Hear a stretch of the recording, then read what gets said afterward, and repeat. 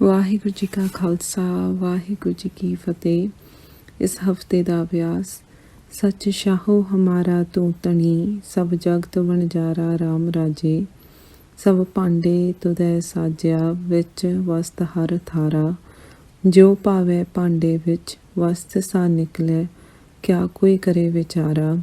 ਜਨ ਨਾਨਕ ਕੋ ਹਰ ਬਖਸ਼ਿਆ, ਹਰ ਭਗਤ ਭੰਡਾਰਾ। ਸੱਚ ਸ਼ਾਹੋ ਹਮਾਰਾ ਤੂੰ ਤਣੀ। ਹੇ ਮੇਰੇ ਸੱਚੇ ਪਿਤਾ ਵਾਹਿਗੁਰੂ ਜੀਓ, ਆਪ ਜੀ ਇਸ ਜਗਤ ਦੇ ਸਭ ਤੋਂ ਵੱਧ ਅਮੀਰ ਧਨੀ ਹੋ। ਸਭ ਜਗਤ ਬਣਜਾਰਾ ਰਾਮ ਰਾਜੇ। ਔਰ ਇਹ ਜਗਤ ਆਪ ਜੀ ਦੇ ਦਿੱਤੇ ਹੋਏ ਬਖਸ਼ੇ ਹੋਏ ਭੰਡਾਰਾਂ ਦਾ, ਗੁਣਾਂ ਦਾ ਵਪਾਰ ਕਰ ਰਿਹਾ ਹੈ। ਜੇਕਰ ਅਸੀਂ ਇੱਕ ਐਗਜ਼ਾਮਪਲ ਲਈਏ ਇੱਕ ਪ੍ਰਸ਼ਾਦੇ ਦੀ, ਤਾਂ ਅਸੀਂ ਦੇਖਦੇ ਹਾਂ ਕਿ ਆਪ ਜੀ ਨੇ ਪਹਿਲਾਂ ਸੂਰਜ, ਧਰਤੀ, ਹਵਾ, ਪਾਣੀ ਸਭ ਆਪ ਜੀ ਨੇ ਇਹ ਪਹਿਲਾਂ ਬਣਾਇਆ। ਫਿਰ ਇੱਕ ਬੀਜ ਵੀ ਆਪ ਜੀ ਨੇ ਬਣਾਇਆ, ਉਸਨੂੰ ਕਿਸਾਨ ਨੇ ਧਰਤੀ ਵਿੱਚ ਬੀਜਿਆ। ਫਿਰ ਸਮੇਂ ਆਪ ਜੀ ਨੇ ਮੀਂਹ ਬਣ ਕੇ ਉਸਨੂੰ ਪਾਣੀ ਦਿੱਤਾ, ਉਸਨੂੰ ਪਾਲਿਆ, ਸੂਰਜ ਦੀ ਰੌਸ਼ਨੀ ਦਿੱਤੀ। ਤਾਂ ਫਿਰ ਉਹ ਬੀਜ ਜਿਹੜਾ ਸੀ ਉਹ ਉੱਗਿਆ, ਉਸਨੂੰ ਫਲ ਲੱਗਿਆ। ਫਿਰ ਉਹ ਕਣਕ ਨੂੰ, ਉਸ ਫਲ ਨੂੰ ਕਿਸਾਨ ਨੇ ਤੋੜ ਕੇ ਉਸ ਨੂੰ ਫੈਕਟਰੀਆਂ ਵਿੱਚ ਲੈ ਕੇ ਆਏ। ਫਿਰ ਉਸ ਤੋਂ ਬਾਅਦ ਸਟੋਰ ਵਿੱਚ ਆਇਆ ਅਤੇ ਫਿਰ ਉੱਥੋਂ ਅਸੀਂ ਲੈ ਕੇ ਆਏ ਅਤੇ ਇਸ ਨੂੰ ਪਕਾ ਕੇ ਅਸੀਂ ਪ੍ਰਸ਼ਾਦਾ ਤਿਆਰ ਕੀਤਾ। ਪਰ ਜੇਕਰ ਅਸੀਂ ਧਿਆਨ ਨਾਲ ਦੇਖੀਏ ਤਾਂ ਪਿੱਛੇ ਗੁਰੂ ਸਾਹਿਬ ਜੀ ਹੀ ਵਰਤ ਰਹੇ ਹਨ। ਤਾਂ ਇਸੇ ਤਰ੍ਹਾਂ ਹੀ ਜੋ ਫਲ ਫਰੂਟ ਅਸੀਂ ਛਕ ਰਹੇ ਹਾਂ, ਉਹ ਸਾਰੇ ਆਪ ਜੀ ਦੇ ਹੀ ਬਖਸ਼ੇ ਹੋਏ ਭੰਡਾਰ ਹਨ। ਇਸੇ ਤਰ੍ਹਾਂ ਹੀ ਇੱਕ ਸੰਗੀਤਕਾਰ ਜਿਸ ਨੂੰ ਗਾਉਣ ਦੀ ਕਲਾ ਆਪ ਜੀ ਨੇ ਬਖਸ਼ੀ ਹੈ, ਉਸ ਵਿੱਚ ਵੀ ਉਹ ਆਪ ਜੀ ਦੇ ਗੁਣਾਂ ਦਾ ਹੀ ਵਪਾਰ ਕਰ ਰਿਹਾ ਹੈ। ਸਭ ਭਾਂਡੇ ਤੁਧੈ ਸਾਜਾ। ਇਹ ਸਾਰੇ ਭਾਂਡੇ, ਸਾਰੇ ਜੀਵ ਜੰਤਾਂ ਦੇ ਸਰੀਰ, ਇਹ ਸਾਰੀ ਸ੍ਰਿਸ਼ਟੀ ਆਪ ਜੀ ਨੇ ਹੀ ਸਾਜੀ ਹੈ। ਵਿੱਚ ਵਸਤ ਹਰ ਥਾਰਾ। ਫਿਰ ਉਸ ਵਿੱਚ ਆਪ ਜੀ ਹੀ ਵਰਤ ਰਹੇ ਹੋ। ਹਰ ਇੱਕ ਜੀਵ ਵਿੱਚ ਆਪ ਜੀ ਦੀ ਹੀ ਜੋਤ ਹੈ। ਇਸ ਵਿੱਚ ਇਹ ਅਭਿਆਸ ਮਿਲਿਆ ਕਿ ਧਿਆਨ ਨਾਲ ਅਸੀਂ ਦੇਖੀਏ ਕਿ ਸਾਨੂੰ ਗੁਰੂ ਸਾਹਿਬ ਜੀ ਨੇ ਕਿਵੇਂ ਸਾਜਾ।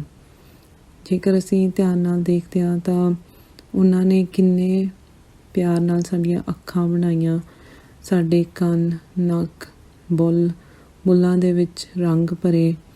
ਤਾਂ ਇਹ ਸਾਰਾ ਸਰੀਰ ਗੁਰੂ ਸਾਹਿਬ ਜੀ ਨੇ ਕਿੰਨੇ ਪਿਆਰ ਨਾਲ ਹਰ ਇੱਕ ਜੀਵ ਦਾ ਬਣਾਇਆ।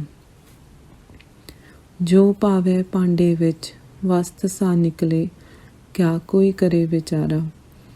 ਆਪ ਜੀ ਨੂੰ ਇੱਛਾ ਹੋਈ, ਆਪ ਜੀ ਨੇ ਇਹ ਸਾਰੀ ਸ੍ਰਿਸ਼ਟੀ ਸਜਾਈ, ਸਾਰੇ ਜੀਵ ਜੰਤ ਆਪ ਜੀ ਨੇ ਸਾਜੇ ਹਨ। ਫਿਰ ਆਪ ਜੀ ਨੇ ਉਹ ਇੱਛਾ ਸਾਨੂੰ ਵੀ ਦੇ ਦਿੱਤੀ ਅਤੇ ਅਸੀਂ ਹੁਣ ਜੋ ਇੱਛਾ ਕਰਦੇ ਹਾਂ ਉਹੀ ਇਸ ਭਾਂਡੇ ਵਿੱਚੋਂ ਨਿਕਲਦਾ ਹੈ। ਅਗਰ ਅਸੀਂ ਗੁਣਾਂ ਦੀ ਇੱਛਾ ਕਰ ਰਹੇ ਹਾਂ, ਉਹ ਆਪਦੇ ਭਾਂਡੇ ਵਿੱਚ ਗੁਣ ਹੀ ਪਾ ਰਹੇ ਹਾਂ, ਤਾਂ ਫਿਰ ਸਾਡੇ ਭਾਂਡੇ ਵਿੱਚੋਂ ਆਪ ਜੀ ਦੇ ਗੁਣ ਹੀ ਨਿਕਲਣਗੇ। ਔਰ ਜਦੋਂ ਅਸੀਂ ਇਹਨਾਂ ਦੀ ਦੁਰਵਰਤੋਂ ਕਰਾਂਗੇ ਤਾਂ ਫਿਰ ਉਹ ਔਗਣ ਦਾ ਰੂਪ ਲੈ ਲੈਂਦੇ ਹਨ। ਜਿਸ ਤਰ੍ਹਾਂ ਇੱਕ ਸ਼ੂਗਰ ਜੋ ਹੈ ਉਹ ਸਾਡੇ ਲਈ ਚੰਗੀ ਹੈ, ਪਰ ਜੇਕਰ ਅਸੀਂ ਜ਼ਿਆਦਾ ਸ਼ੂਗਰ ਨੂੰ ਖਾਵਾਂਗੇ ਤਾਂ ਅਸੀਂ ਸ਼ੂਗਰ ਦੇ ਮਰੀਜ਼ ਹੋ ਜਾਂਦੇ ਹਾਂ। ਇਸੇ ਤਰ੍ਹਾਂ ਹੀ ਜਿਹੜੇ ਆਪ ਜੀ ਦੇ ਬਖਸ਼ੇ ਹੋਏ ਗੁਣ ਨੇ, ਤਾਂ ਫਿਰ ਅਗਰ ਅਸੀਂ ਉਹਨਾਂ ਦੀ ਦੁਰਵਰਤੋਂ ਕਰਦੇ ਹਾਂ ਤਾਂ ਫਿਰ ਉਹ ਕਾਮ, ਕ੍ਰੋਧ, ਲੋਭ, ਮੋਹ, ਹੰਕਾਰ ਦਾ ਰੂਪ ਲੈ ਲੈਂਦੇ ਹਨ। ਇਸ ਵਿੱਚ ਗੁਰੂ ਸਾਹਿਬ ਜੀ ਨੇ ਅਭਿਆਸ ਇਹ ਬਖਸ਼ਿਆ ਕਿ ਸਾਰਾ ਦਿਨ ਆਪਣੇ ਇਸ ਭਾਂਡੇ ਨੂੰ ਦੇਖੋ ਕਿ ਕਿਸ ਤਰ੍ਹਾਂ ਆਪ ਜੀ ਇਸ ਵਿੱਚ ਕਿਹੜੀਆਂ ਚੀਜ਼ਾਂ ਪਾ ਰਹੇ ਹੋ।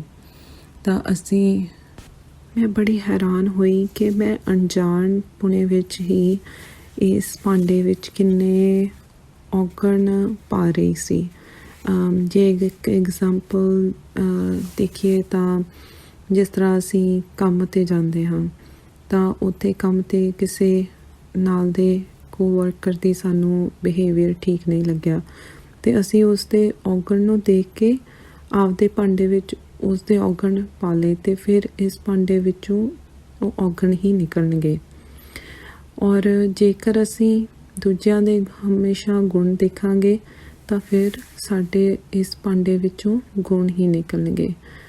ਤਾਂ ਇਸ ਕਰਕੇ ਗੁਰੂ ਸਾਹਿਬ ਜੀ ਨੇ ਸਾਨੂੰ ਇਹੀ ਸਿੱਖਿਆ ਦਿੱਤੀ ਹੈ ਕਿ ਅਸੀਂ ਹਮੇਸ਼ਾ ਗੁਣਾਂ ਦੀ ਹੀ ਸਾਂਝ ਪਾਉਣੀ ਹੈ ਦੂਜਿਆਂ ਨਾਲ ਅਤੇ ਆਪਦੇ ਔਗਣ ਦੇਖਣੇ ਹਨ। ਜਨ ਨਾਨਕ ਕੋ ਹਰ ਬਖਸ਼ਿਆ ਹਰ ਭਗਤ ਭੰਡਾਰਾ।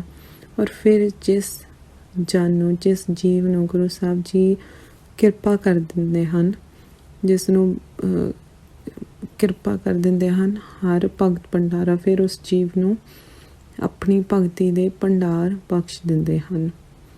ਹੋਈਆਂ ਭੁੱਲਾਂ ਗਲਤੀਆਂ ਦੀ ਮਾਫੀ ਬਖਸ਼ਣਾ ਜੀ।